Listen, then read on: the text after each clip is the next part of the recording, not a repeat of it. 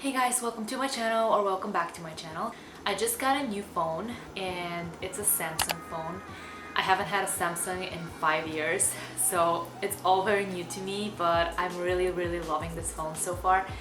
And I decided to make a what's on my phone video because I've always wanted to make one. This would be a little bit of a minimalistic what's on my phone because I was able to transfer all of my contacts and messages and photos and stuff like that, but the apps are not compatible, so I had to download everything manually. And I had apps on my iPhone that were downloaded but I was never using, so I didn't download these. I only downloaded the ones that I'm using the most, so this is what this video is gonna be. So let's get into it.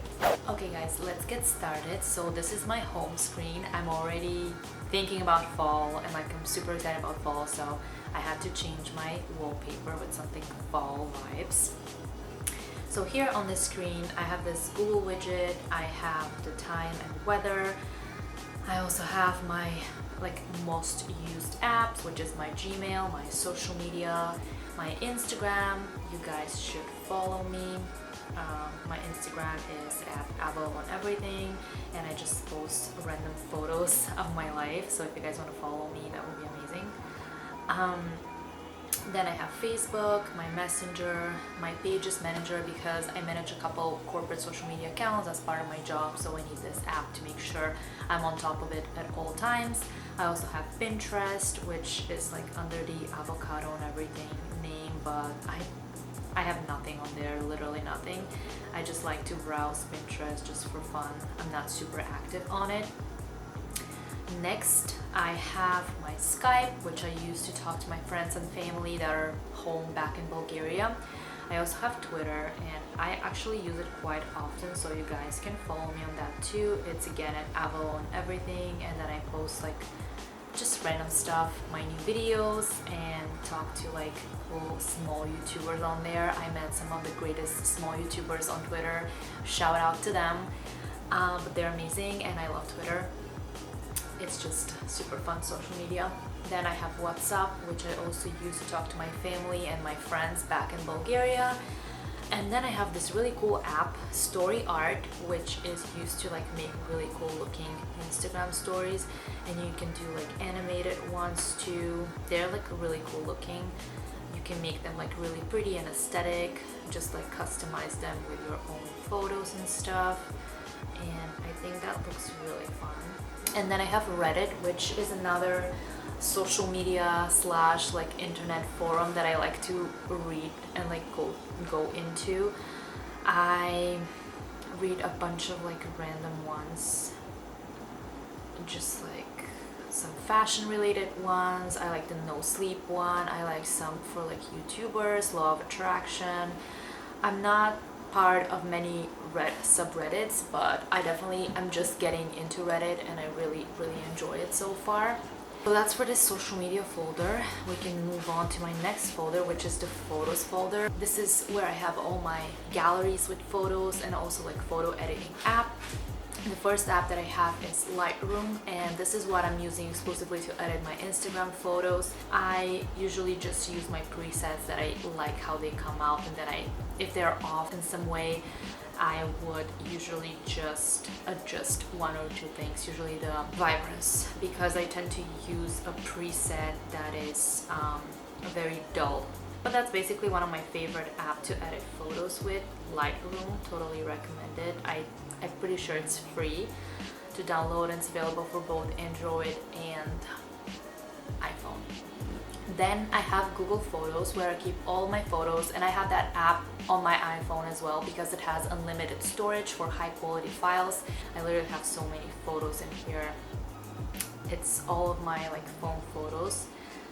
So it's really cool to have. It also can sync automatically. Whenever you take a photo, it syncs automatically to the Google Photos app, and totally recommend this one, especially if you don't have that much space on your phone.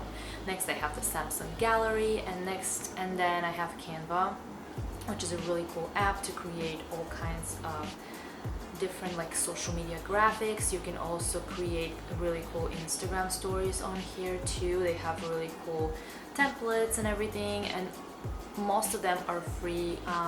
Next up we have my Nikon app. I'm not gonna get into that, but it's for my Nikon camera where I can connect it to my camera and look at my photos, or I can use it to control my camera remotely. And then I have just a Samsung camera app. The next row is just like some basic apps like my calculator, calendar, clock, and Play Store. Next page is basically my YouTube page. I have all of my YouTube apps that I use all the time. I have my subscriber count on top, and then this is just my Gmail with my emails. And then the next pages are empty, so I just have these two. And then when we go to the apps, so first row is very basic: contacts, messages, phone, calendar, settings, Samsung Notes, which is pretty much the same as iPhone Notes, and I was really happy that all of my iPhone Notes transferred into this app. That was really cool. Then I have reminder, clock. Then I have the Google folder, which was basically automatically created for me by Samsung, so I didn't really do anything here. I had all these apps downloaded, but I use all of them. First is Google, then I have Chrome, which is my browser, then I have Gmail, Maps, Drive. I don't know what Duo is, I haven't used it, I'm not sure. I think it's something like FaceTime for Android users. And then I have Home, and Home is my Google Home, where I can connect my phone to the TV and I can watch YouTube videos on big screen and stuff like that. Then I have my social media folder, which I already showed you guys.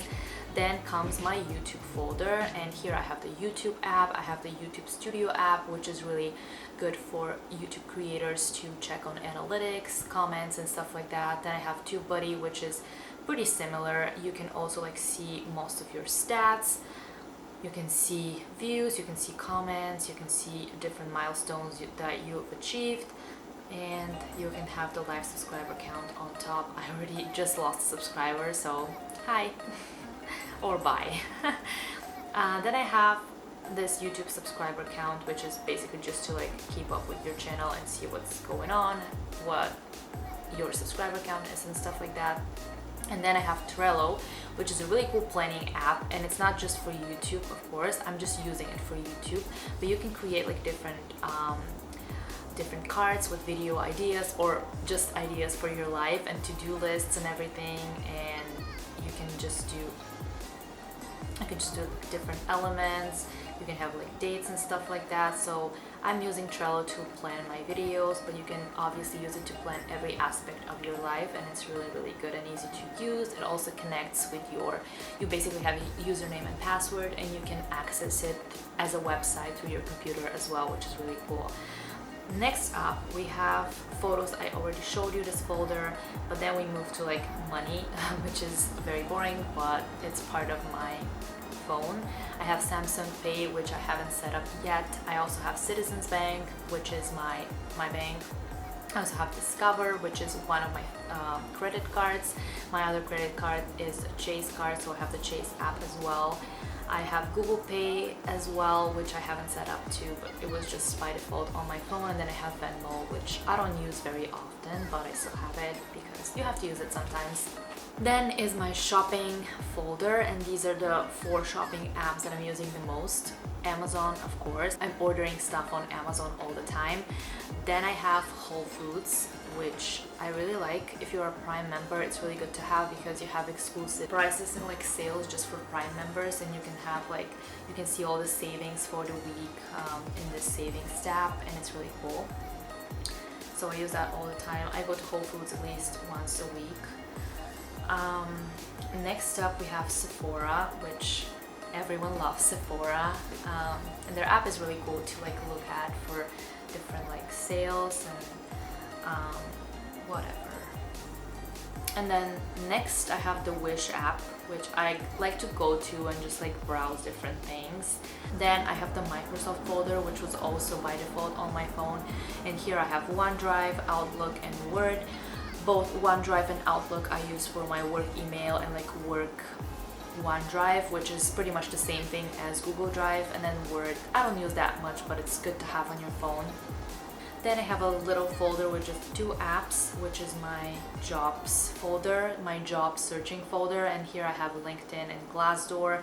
And I really like Glassdoor because it has job listings, but it also has company reviews and also like feedback on people that have interviewed with a specific company.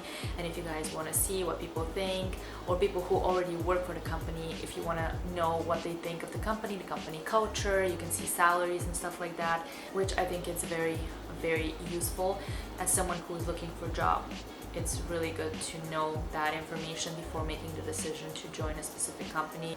Next up, I have my entertainment folder, which is everything for like streaming and music, etc. First of all, I have BuzzFeed, which I don't open as much, to be honest, but sometimes it's fun to like look at their funny quizzes or read their articles and stuff like that. It's just purely for entertainment. Next up, I have Xfinity Stream, which I can watch TV on that app, and I can also like watch some on-demand shows and episodes of different stuff. Here I have 90 Day Fiancé, which I'm obsessed with. Like, I watch every spin-off of that show. It's so good. If you guys have seen it, let me know in the comments below, but it's my favorite. I'm obsessed with it. Next up, I have the Icon Extras app, which is the app for my movie theater that I go to in Boston.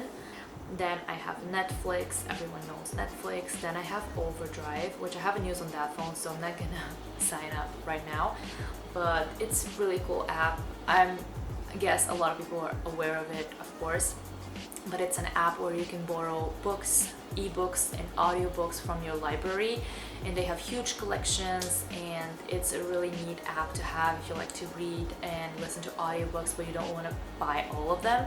Then I have Stitcher, which also I've never used, but I was looking for an alternative to the podcasts app on iPhone, so I downloaded Stitcher, but I haven't used it yet. I'm just looking for different places to listen to podcasts because I really love podcasts. Most of the podcasts that I'm listening to, I was able to find them on Spotify, but for the ones that I wasn't able to find, I know that they are on Stitcher, so I will try to find them there. Let's move on right now. I have Spotify, which I already showed you guys, and then I have Atom, which is another movie ticketing app. It's basically exactly the same as Fandango. You can browse the movies and different movie theaters that are near you.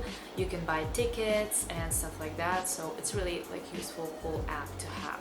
Then I have iHeartRadio, which sometimes I use to stream music or find podcasts. So my next folder is food and drink, and these are some of the food and drinks apps that I'm using the most. First of all, I have Dig In, which is a really cool place to eat in Boston, and I think it's also in New York. Then I have the Dunkin' app. Next I have Sweetgreen, which is another place that I really like to go to for lunch whenever I'm at work. They have really cool salads and bowls, which are pretty healthy and delicious. And then the last app in this folder is the Starbucks app, which I don't use a lot, but it's good to have to be able to take advantage of different promotions that they're having. Okay, let's move on. Next folder is my health folder. So first I have Clue, which is an app to track your period and ovulation and stuff like that, so it's really helpful to have an app like that. Basically, you have a calendar where you like put your period, and then the app predicts your next period and ovulation and stuff like that. I guess like everyone has an app like that, but I use this one and I really like it. Next up, I have the Connect app, which is the Garmin app that I use. And it's connected to my activity tracker, which is this little watch here, and it shows me my steps, calories for the day, my exercise, which I haven't worked out in months, so that's not relevant right now, but it's a good app to like keep track of all that data. Then I have CVS, and then I have one of my favorite apps I use all the time. It's called Think Dirty, and this is a really useful app to see if the products that you're using, like makeup and personal care products, are in any way toxic or have harmful ingredients. You can basically scan products with the camera. They don't have all the products in the world, but most of them they have, and they will show you a rating for each product. For example, with this lotion that I have had 3 out of 10, and 10 is the most toxic, 0 is the best for you.